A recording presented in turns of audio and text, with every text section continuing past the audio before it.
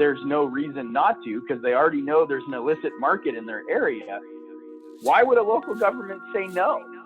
We should have done more with social equity from the beginning. People were drinking during Prohibition. Most people are busy running their retail shops. They're not thinking about, I should go, negotiate that policy with the state. Lobbying is like buying insurance against the government. Welcome to Weed Buds Radio. I am your host, Rye, in the studio with Matt Perry. Check one, check two. Just kidding. I think the mics sound great today. Interestingly enough, also sounding great, that intro with Brendan Murphy. What's it all about? So Brendan has a really unique perspective on cannabis. He kind of got into this in a very surprising fashion. He's worked within the state of California, tasked with regulating cannabis, and he's also worked in the private sector, consulting for industry leaders such as Weedmaps. He joins us today, and he talks about the importance of collaboration between the industry and policymakers. And so let's hear from Brendan about how he got started in cannabis. Absolutely. It's a bit of a unique story. I was working as part of the Brown administration. My background is mostly in public safety, like the Office of Emergency Services that runs disasters here in the state of California, and the Office of Homeland Security, and some criminal justice policy. I had taken a policy job at the California Department of Finance, and you're the representative of the administration that deals with the governor's budget and how things should be set up in state government. And in that role, kind of with some back and forth, the next thing I knew, I was the lead for the Department of Finance on medical cannabis at that point in time. So back in 2015, we had about 19 years. So the Proposition 215 passed in 96 here in California. About 19 years of generally unregulated medical cannabis market. There were some rules that had to be followed from the California Department of Justice, but there was nobody really enforcing those rules, and there certainly weren't the standards that we see in a cannabis market today. Testing standards, distribution, and retail standards. It was all kind of left up to the individual proprietors of what were really supposed to be what they called collectives, which essentially was a nonprofit scenario where many nonprofits could open up and form a collective and sell cannabis to those who had medical cards. In 2015, Governor Brown decided that, and the administration decided that we should lean forward and actually start to put some real state regulations into place and look at what does an actual true medical cannabis market look like. Back then, I went to a Sunday meeting in the governor's office with the director of finance, and by the end of those 3 hours, I was the finance point person on cannabis, and a representative of the governor's office and I were charged with structuring how we should look at cannabis moving forward in California, and medical cannabis specifically then, and what that regulatory framework should look like, and then to begin negotiating bills with the legislature. And I'm sure that was a very easy task. Oh yeah, it was absolutely easy. I didn't gain any gray hair through that process.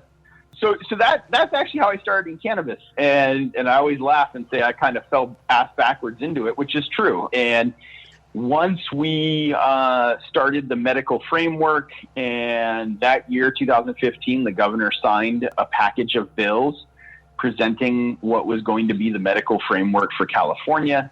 And the following November, in 2016, the voters of California passed Proposition 64 to legalize adult use cannabis. So it was kind of a self-fulfilling prophecy in some ways, because I went straight from setting up the regulatory framework in 2015-16 to then in 2016-17 merging the medical regulatory framework with the tenets of Proposition 64 and working with the governor's office to combine everything and put a package before the legislature that could be voted on so that we had a pathway to January 1, 2018, when both your regulated medical market and your adult use market were going to start on the same day, your regulated adult use market. So it was a fun and exciting time, and it was some serious job security. It was just one of many things I worked on during that period. I would have loved to have been a fly on the wall of your house when you came home from work and told your wife that you are now heading up like cannabis policy for California. Can you just put us in that room for a minute? Absolutely. So I came home and it's like I said, it was a Sunday, and I looked at my wife and I said, so she kind of knew what the meeting was about, but not really. And I said, so now I'm half of a team that is going to take on regulating pot. And she just blurts out laughing and was like, it serves you right. That's so funny. So it was in my experience, no matter what we're talking about, when it comes to drugs or alcohol or anything else, the reality is when you're talking adult use, you're talking people who are making up their own minds. And as long as you have programs to help them get off of drugs and do other things, I think that the government as a whole needs to have a realization that, the war on drugs was a 30-plus year failed strategy that never materialized. And the war on cannabis dates back to the 1930s, for God's sakes. And when you look at cannabis and you start to figure out the medical side of things, you realize that, man, this drug has a component of medicinal aspect to it. Now, does that mean everybody uses it medicinally? Of course not. But the reality is that if you have that and it helps 10 people in a state as big as California, that's an option that they should have. Period. End of story. Now, if it's helping, 1 million or 2 million, that's even better. But the reality is the federal government put parameters around something that, for gosh sakes, grows naturally in the Midwest. The Federal Highway Administration still runs the ditchweed eradication program because literally cannabis grows naturally in the Midwest. Spores float, it falls in the ditch, it gets wet, boom, it starts growing. Right. Kind of insane to think that we're still doing that. What is rapidly coming on 90 years later from the 1930s. Absolutely. Now, when you were all working on this and you started these conversations, did it seem like it was going to go the route of alcohol and alcohol sales and distribution, or because I feel like it's being handled completely different? We kind of set up two different parameters at the time when we started negotiations, which was it's going to look like Tide House to some cosmetic reality, but it's not going to be anywhere near as onerous as Tide House. And so Tide House is the series of laws that have become known as in this state run by Alcohol and Beverage Control, and they guide all of alcohol. The truth is Tide House basically required that you have to have somebody make the alcohol and you have to have somebody else distribute it. As anybody who's been to California and has seen the craft brewing industry in California knows, that's not really true in California anymore outside of, traditional alcohol. So your tequilas and such. In wine and in beer, and you don't have to, you can be both a creator, both a maker and a distributor in California. And so, there were some aspects of Tide House in it. And give you an example, we required distributors, but we didn't require the distributor be different than any other parts of the supply chain. Now, are there distributors who do only distribution? Yes, absolutely. But we didn't say, it has to be a separate distributor. Some people had pushed for that. It didn't seem to make sense when it came to cannabis, right? What you need is the license. You need to abide by the rules that we're putting around you. So if you're a grower and you're willing to abide by the rules of a distributor, then you should be allowed to distribute your own product. Same with a manufacturer. And so it made more sense, I think, in California to do something that looked like that. Again, the industry had been around 19 years at that point. This wasn't, we weren't regulating something from stop or from really true illegality. We were regulating something that had been around. We had to take into account how businesses were currently operating, what that looks like, and how we can, move the market as a whole forward. So to your point, it has the makings of the Tied House laws, right? So there are growers, there are manufacturers, there are distributors, there are retailers, just kind of in a nutshell. There's a few other categories, but I'll just give you those as the major nutshell. In alcohol, your distributor has to be different than the person, the creator, right? Than the manufacturer. But in beer and wine, that's not true. And in cannabis, it's not true. You can hold all the license types that you want. You're not bound by anything, but knowing that you have to have both a local permit or license to operate and a state license to operate. And you can't get one without the other. So if you can't get a local license, you can't get a state license when it comes to cannabis. In alcohol, that's not true. Alcohol licenses in California are given from the state level.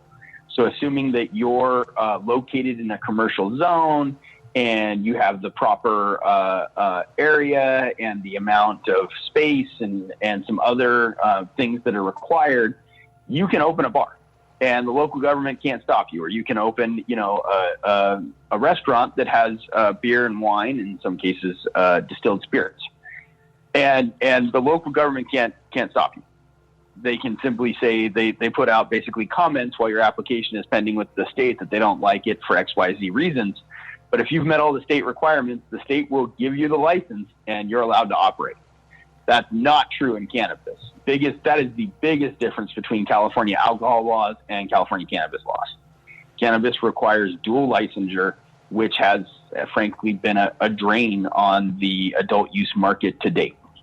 But, California obviously has a much more mature market than most. And so being on the inside, but also kind of looking at this from the industry's perspective and the government's perspective, do you have any recommendations for other governments that are evaluating?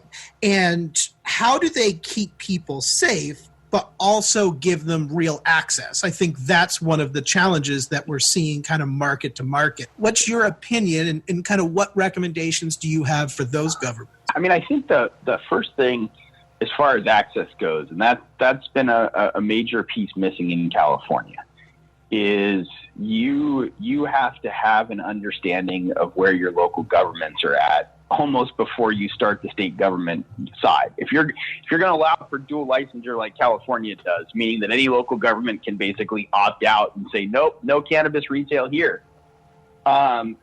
You need to understand who's likely to be in and who's likely to be out. Because in the end, you're not going to eradicate the illicit market unless you have market access for everybody who wants access. And that has been a massive learning curve in California. And I think when Prop 64 passed, as some would say overwhelmingly, certainly with a solid majority of the vote, from a state government level, and I'm not going to speak for other people on my team or those that were there, but I will speak for myself. I had the crazy idea that, well, if they can levy their own taxes in addition to the taxes that were in Prop 64, and there's no reason not to because they already know there's an illicit market in their area, why would a local government say no? Right? They're going to do this. That hasn't been the case. There's over 70% of the local governments in California still don't have retail access in their areas, legal retail access.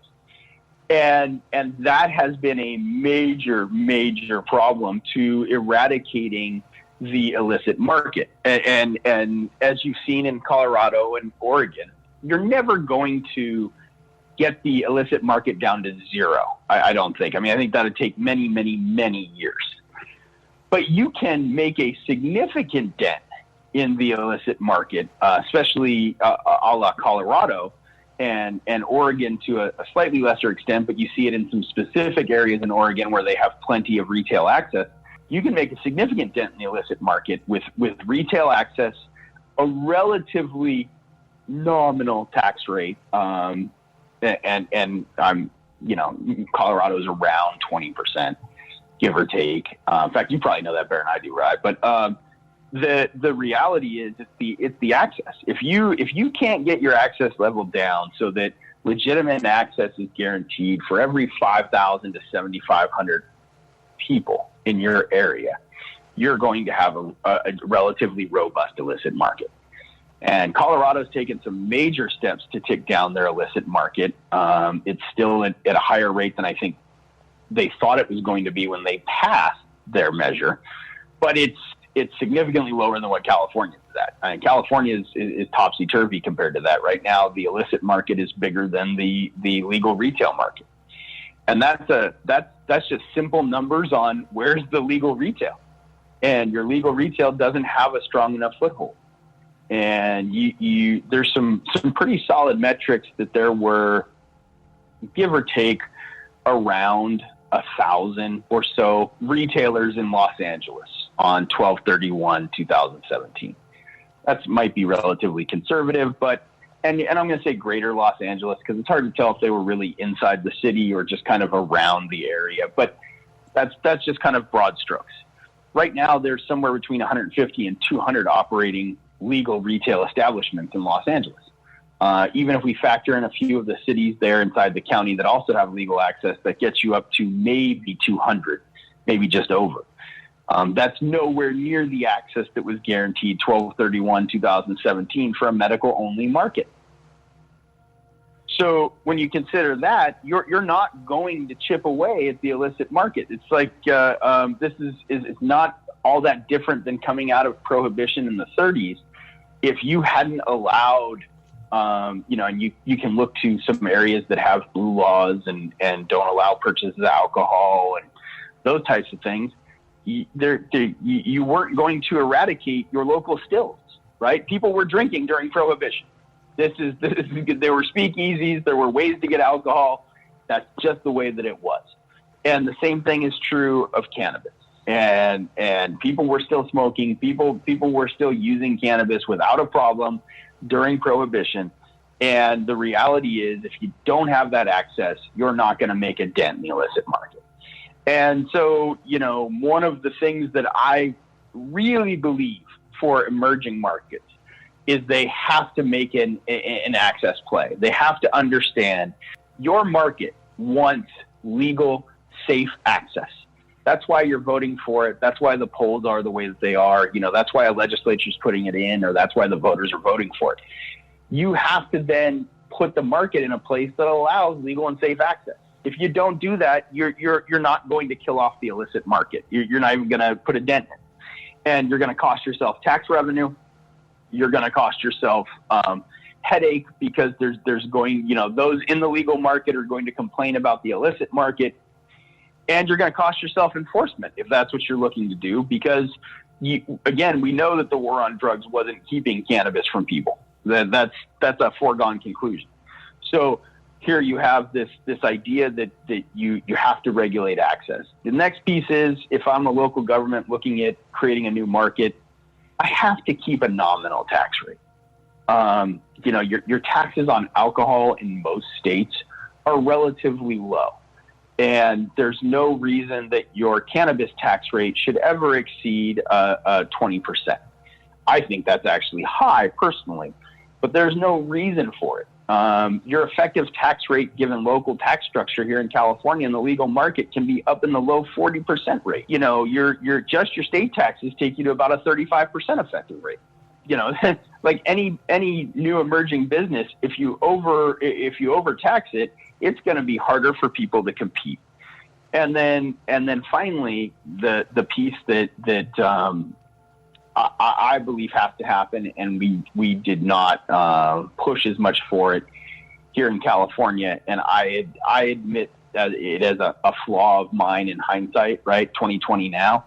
We should have done more with social equity from the beginning. We should have done more to get equity markets a way in. And people say, a lot of times people look and go, well, that's social equity. And what do you mean? What do you mean by it?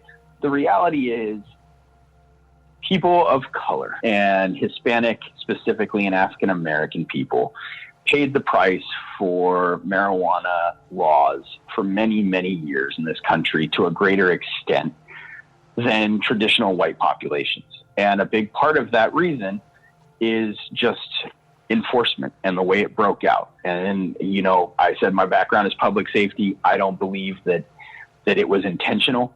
But the reality is, under the broken windows theory of policing, meaning you go where crimes are happening, you tend to roll people up on an aggregate measure. So my example there would be if I'm out on patrol and I end up stopping somebody because they have multiple vehicle violations or they run a red light, and then I smell cannabis in the car, and then they happen to also have an unlicensed weapon in California, that gets you 3 different charges and you're going to jail.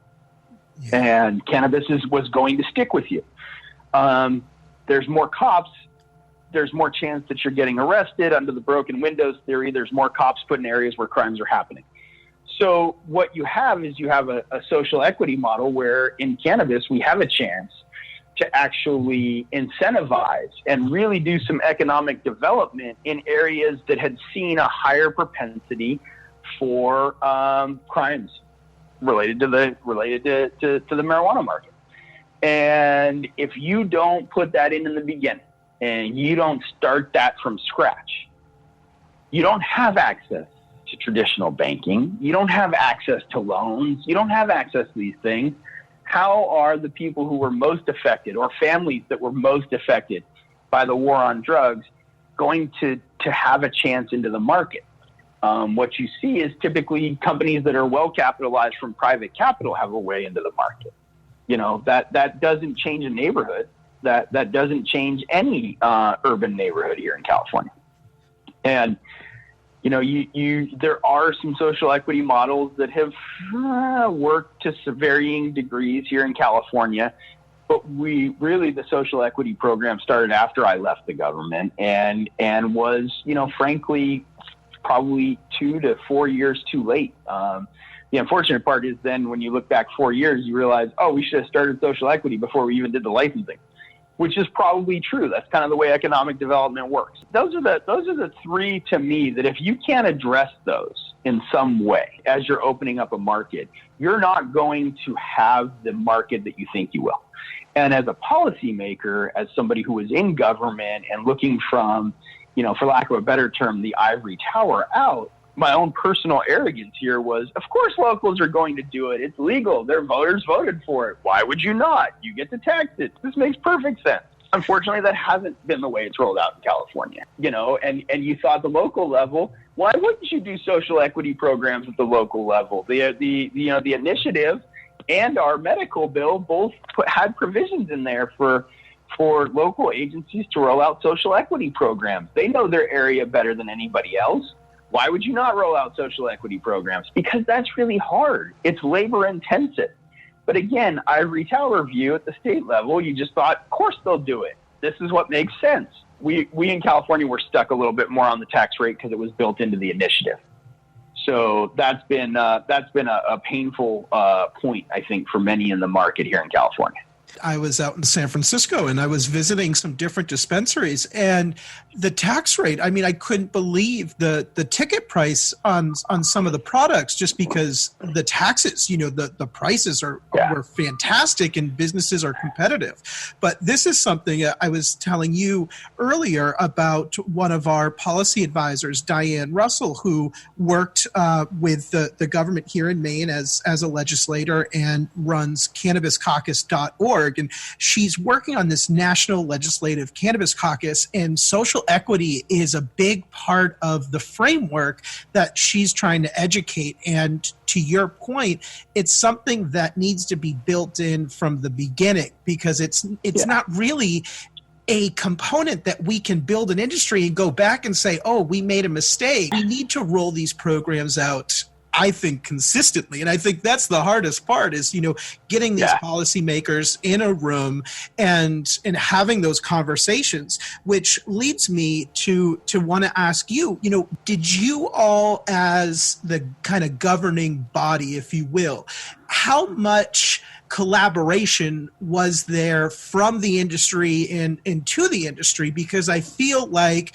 you look at, some of these big players, they, absolutely might have their own interests, but at the same time, I think everybody's looking for an effective cannabis market. And so were you guys collaborative with the cannabis industry, or was it something that you felt the influence could get sticky? We tried to reach out and did. And we took site visits. We went to some grows, both indoor and outdoor. We did multiple site visits to retailers, a couple of manufacturers. And in fact, when we brought concerned parties in, we always tried to make it as wide as we could as far as inviting people. Now, typically what happens is, if you're big enough to have a lobbyist, your lobbyist shows up at those because they're here in Sacramento. If you're running your retail shop in the Bay Area, most people are busy running their retail shop. They're not thinking about, I should go, negotiate that policy with the state. Now there were some people who showed up and man, I got to tell you the wherewithal of the industry was pretty amazing. And when we went out on the site visits, I was consistently impressed with the industry, and what they were doing and what they were trying to do. And you can see so much of what is at heart of anybody who's trying to do the right thing for their business and for the people around them, and sustainable farming practices, and all the way through. I will never forget hearing, in our days of the collective model, hearing collectives say, I have to have this tested. We test everything that comes in. And in fact, many of them had waiting models in testing before you got paid or you got your credit for the flower grown, and even edibles. And you think now, the state mandates testing, and that's great. And I'm sure, was everybody doing it? The answer to that is probably a resounding no. But your biggest purveyors had all that on their mind. And even some of the small ones had it on their mind. They thought, well, I need to make sure that I'm having this tested. I need to make sure what's going on here. Right. The real reality, though, is, and this is part of the industry as a whole, we still don't necessarily know all the things we should be testing for, because our federal government has done really no research on cannabis. Everywhere on the policy side, you end up relying on studies from Argentina or Australia, or frankly, Israel generally has the bulk of them. But man, it is, and from a policy side, that's a process as a staffer, right? To cull through and try and find out what really should we be testing and what does this look like. And luckily in California, we had some labs that were already set up to test in the medical model, and we had discussions with them and okay, so this is what you're testing for now. And we could take other people and say, this is what they're testing for. What do you add, right? Like some of your local tests that are just going through general testing companies in the area, not necessarily cannabis specific. It's a daunting way to kind of engage the industry. But in California, they had a 19-year head start before we went to regulation. So, it would have been remiss on the part of the administration to not start to discuss it with the industry, and to not try and figure out best practices, and to not try and include those. And this is where it's probably a proper time for me to give some big kudos to a few legislators inside the building who had taken on cannabis as a major issue. There were about 5 of them, and they had really, they felt passionately about it. And in those 5, it really provided us a solid working group, right? We literally had that open dialogue to say, well, who are you talking to, and who should we be talking to, and what does this look like, and where'd you get some of these ideas from, and this is what we're willing to do versus what you want us to do. And so it was a collaborative effort. I will say nothing was as weird as in 2015, though. Still one of the most surreal meetings I've ever been to. We got to our first meeting with the legislature, and the 2 houses wouldn't talk about the issue.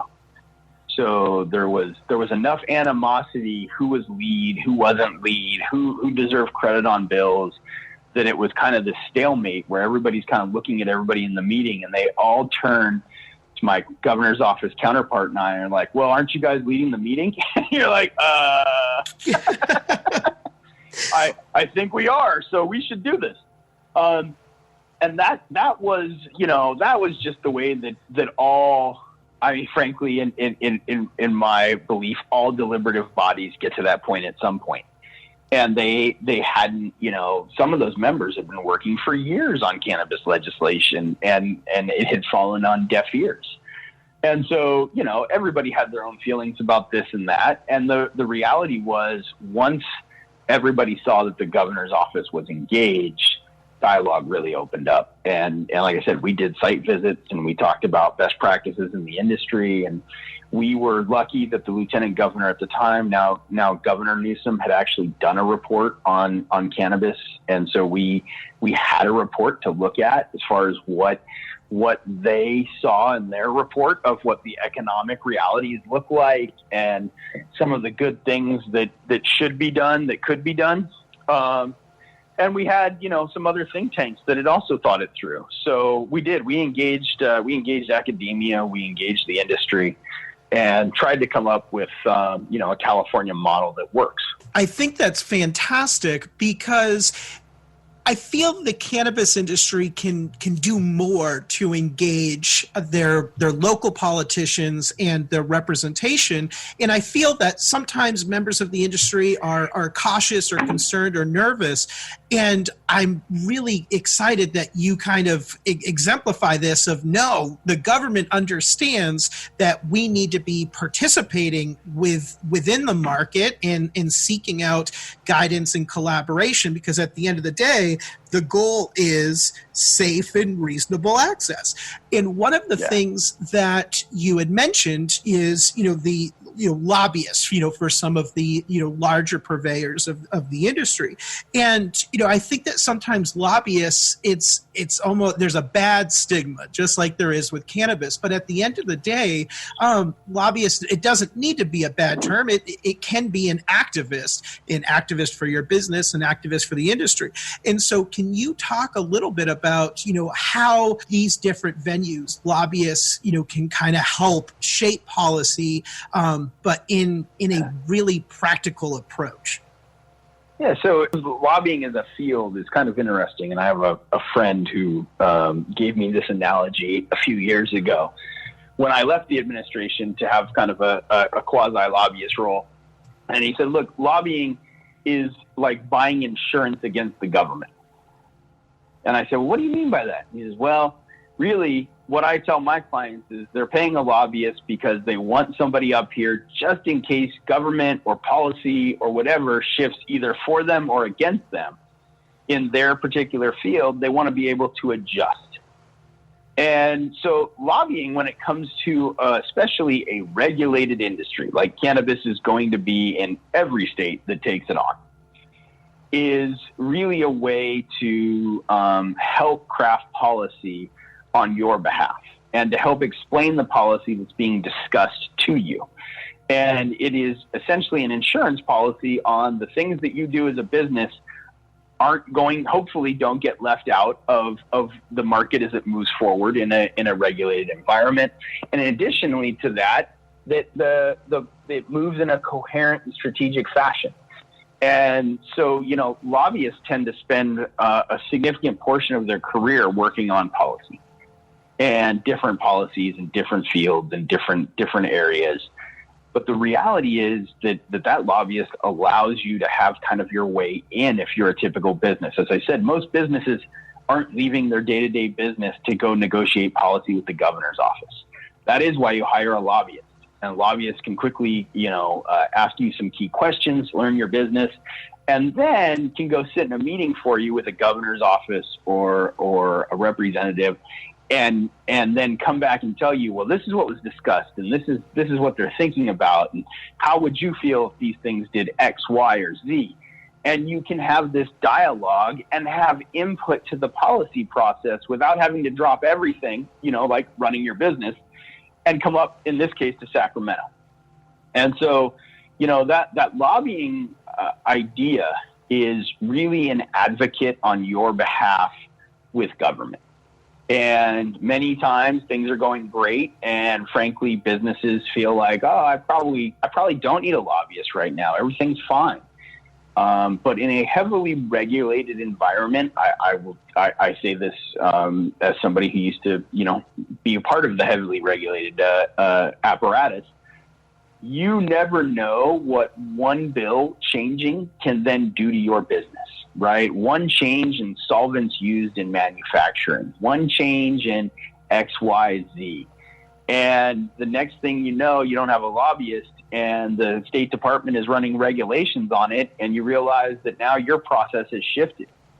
If things have have gone past you, or your business is now behind the curve when you might have been ahead. So, there's some basic ways to get into that. There's industry associations, and they can be very good if you have the staff to participate. And then there's having a lobbyist. If you really want your individual say in a meeting, you got to have your own lobbyist. That's just the way it works.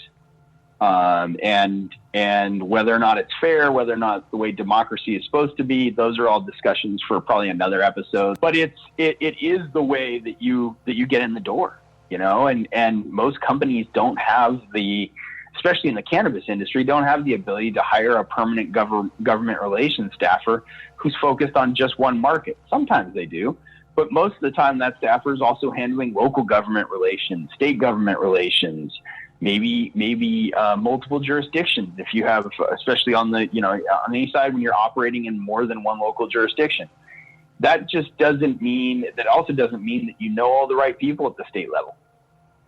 Doesn't mean that if you hire somebody from the state level, they're going to be able to do local that well, because they're not going to know all the right people at the local level.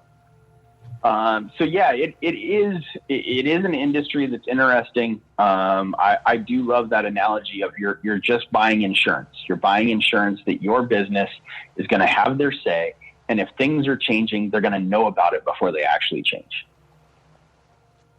I love it. I really appreciate that analogy. And I think that it clears up some of the ambiguity of lobbyists, because we hear, how negative lobbyists are, but just insurance and its representation, and it gives you a say. And at this time, it is so important to participate with your local governments and with your federal representation, because we're looking to build a healthy, safe, reliable access, but just all around consistent industry. And we need people to participate. So I really appreciate you kind of breaking that down for us and explain a little bit about policy in California, the formation of the industry, and different ways that the cannabis industry can get involved in policy, especially in states where there may not be policy, and in looking at that collaboration between industry and government as a very positive thing. So thank you so much for joining us today. Thanks for having me. Like I said, I really appreciate the time and appreciate the platform. Keep doing good work. I love the conversation about policy and the cannabis community, especially because it's been cloaked in darkness, I think, for so long. Well, I do believe that there are individuals within the cannabis industry that might be a little hesitant to engage policymakers. Totally. I mean, I understand, it's been decades that this has been criminalized and people have lived in fear. But I think Brendan makes some really good and strong points that policymakers are requiring, and they're seeking out a little additional education before they just go about regulating the industry. So I think it's something that we need to kind of change our mindset and be a little bit more embracing of policymakers, going to the different conferences and going to meet with them, call them, email them, write them. You can make a change, and we need to work together. Totally. And things do change. Now is the time to talk to your policymakers. It may not have been before, but it is now. So make that call. Also, while you're feeling motivated, heart, share, and retweet our episode, because we work really hard to produce these things. Nice plug. I appreciate that, Matt. And until next time, puff. Puff. Peace.